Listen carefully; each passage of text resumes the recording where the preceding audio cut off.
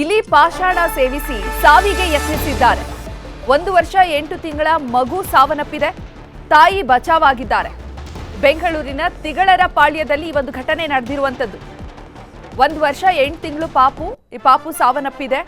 ತಾಯಿ ಆಸ್ಪತ್ರೆಯಲ್ಲಿ ಚಿಕಿತ್ಸೆಯನ್ನು ಪಡೆಯುತ್ತಿದ್ದಾರೆ. ಗಂಡರ ಜೊತೆಗೆ ಕಿರಿಕ್ ಮಾಡಿಕೊಂಡ ಹಿನ್ನೆಲೆ ಸಾವಿಗೆ ನಿರ್ಧರಿಸಿದ್ದಾರೆ.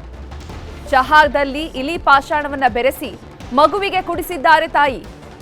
ಮಗು ಚಾರ್ವಿ ಸಾವನ್ನಪ್ಪಿದ್ದು, ತಾಯಿ ಚಂದ್ರಿಕಾ ಸ್ಥಿತಿ ಗಂಭೀರವಾಗಿದೆ. ವಿಷ ಸೇವಿಸಿ ಗಂಡನಿಗೆ ಕಾಲ್ ಮಾಡಿದ್ದಾರೆ ಚಂದ್ರಿಕಾ. ಕೂಡಲೇ ತಾಯಿ ಮಗುವನ್ನ ಆಸ್ಪತ್ರೆಗೆ ದಾಖಲಿಸಿದ್ದಾರೆ. ಆದರೆ ಚಿಕಿತ್ಸೆ ಫಲಿಸದೆ ಮಗು ಸಾವನ್ನಪ್ಪಿದೆ. ತಾಯಿಗೆ ಐಸಿಯುನಲ್ಲಿ ಚಿಕಿತ್ಸೆಯನ್ನ ನೀಡಲಾಗ್ತಾ ಇದೆ. ಗಂಡ ಯೋಗೇಶ್ ಜೊತೆಗೆ ಕಿರಿಕ್ ಮಾಡಿಕೊಂಡಿದ್ದಾರೆ ಚಂದ್ರಿಕಾ.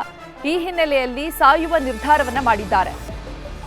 ಗಂಡ ಗವರ್ಮೆಂಟ್ ಕೆಲಸಕ್ಕೆ ಹೋಗಿದ್ದಂತಹ ಸಂದರ್ಭದಲ್ಲಿ ಟೀಗೆ ಇಲಿ ಪಾಷಾಣವನ್ನ ಬೆರೆಸಿ ಮಗಳಿಗೆ ಕುಡಿಸಿ ತಾನೂ ಕೂಡ ಕುಡಿದಿದ್ದಾರೆ. ಬ್ಯಾಡರಹಳ್ಳಿ ಠಾಣೆಯಲ್ಲಿ ಈ ಕುರಿತು ಪ್ರಕರಣ ಕೂಡ ದಾಖಲಾಗಿದ್ದು ಪೊಲೀಸರು ತನಿಖೆಯನ್ನ ಮಾಡ್ತಿದ್ದಾರೆ.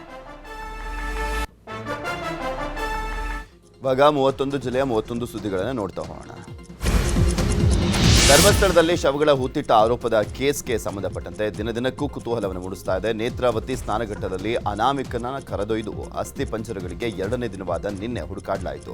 ನಿನ್ನೆ ಪಾಯಿಂಟ್ ನಂಬರ್ 2, 3, 4, 5ನಲ್ಲಿ ಹುಡುಕಾಟವನ್ನು ಮಾಡಲಾಯಿತು. ಯಾವ ಜಾಗದಲ್ಲೂ ಕೂಡ ಅಸ್ಥಿ ಪಂಜರ ಕುರುಹುಗಳು ಸಿಕ್ಕಿಲ್ಲ. ಇನ್ನು ಇವತ್ತಿನ ಕಾರ್ಯಾಚರಣೆಯನ್ನ ಎಸ್ಐಟಿ ಅಧಿಕಾರಿಗಳು ಸ್ಥಗಿತಗೊಳಿಸಲಿದ್ದಾರೆ. ತನಿಖೆ ಪ್ರಾರಂಭಿಕ ಹಂತದಲ್ಲಿ ಇದೆ.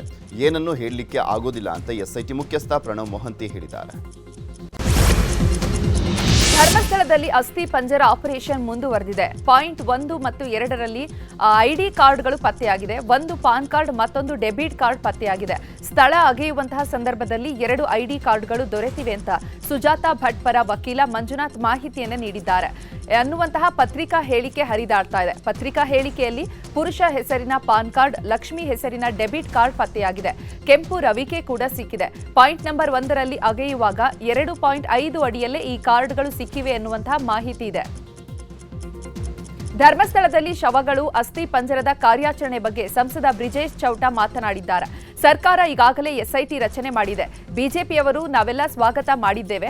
ಸತ್ಯಾಸತ್ಯತೆ ಬಗ್ಗೆ ಜನರಿಗೆ ಶೀಘ್ರ ತಿಳಿ ಹೇಳುವಂತಹ ಕೆಲಸ ಸರ್ಕಾರ ಮಾಡಬೇಕಿದೆ ಎಂದರು. ಧರ್ಮಸ್ಥಳದ ವಿಷಯದಲ್ಲಿ ಸರ್ಕಾರ ಈಗಾಗಲೇ ಎಸ್ಐಟಿಯನ್ನು ನೇಮಕ ಮಾಡಿದೆ. ಭಾರತೀಯ ಜನತಾ ಪಾರ್ಟಿ ಎಲ್ಲ ಶಾಸಕರು ನಾವು ಅದನ್ನು ಸ್ವಾಗತ ಮಾಡಿದ್ದೇವೆ. ಈ ಆರೋಪ ಪ್ರತ್ಯಾರೋಪಗಳನ್ನು ನಡೀತಾ ಇದೆ. ಇದು ಎಸ್ಐಟಿ ಮುಖಾಂತರ ಸತ್ಯಾಸತ್ಯತೆ ಜನರಿಗೆ ಆದಷ್ಟು ಶೀಘ್ರ ತಿಳಿ ಹೇಳುವಂಥ ಕೆಲಸವನ್ನು ಸರ್ಕಾರ ಮಾಡಬೇಕು ಅನ್ನೋಂಥ ಆಗ್ರಹವನ್ನು ಮಾಡ್ತೀವಿ. ಧರ್ಮಸ್ಥಳದಲ್ಲಿ ಇಲ್ಲಿವರೆಗೂ 5 ಕಡೆ ಉತ್ಖನನ ಮಾಡಲಾಗಿದೆ. ಆದರೆ ಯಾವ ಮೂಳೆಯೂ ಕೂಡ ಸಿಕ್ಕಿಲ್ಲ. ಆದರೆ ಅನಾಮಿಕ ವ್ಯಕ್ತಿ ಮಾತ್ರ ಪಾಯಿಂಟ್ ನಂಬರ್ 9ನಲ್ಲಿ ಕಳೆಬರಹ ಸಿಕ್ಕೇ ಸಿಗುತ್ತೆ ಅನ್ನುವಂಥ ವಿಶ್ವಾಸದಲ್ಲಿದ್ದಾನೆ. ಹೀಗಾಗಿನೇ ಎಲ್ಲರ ಚಿತ್ತ ಈಗ ಪಾಯಿಂಟ್ ನಂಬರ್ 9 ರತ್ತ ನೆಟ್ಟಿದೆ. 8ನೇ ಪಾಯಿಂಟ್ವರೆಗೆ ಗುರುತು ಮಾಡಿರುವಂಥದ್ದು ನದಿ ಪಕ್ಕದಲ್ಲೇ. ನದಿಯಲ್ಲಿ ನೀರು ಏರಿಕೆಯಾಗಿ ಮಣ್ಣು ಸವಳಿಕೆ ಆಗಿರಬಹುದು.